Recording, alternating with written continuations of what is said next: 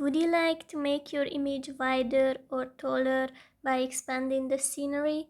In this quick tutorial, I will show you how to do that with PhotoDirector. Click on Edit, choose your image you would like to work with, and then you will find AI Expand. Choose the aspect ratio, it will be square for me, and click on Start.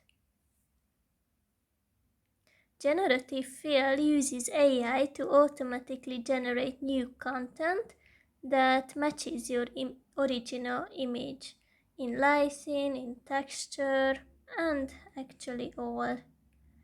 So you just have to wait a few seconds while AI is doing its task. And the background will be much better. If you are satisfied, just click on the check mark and download your image. Have a nice day.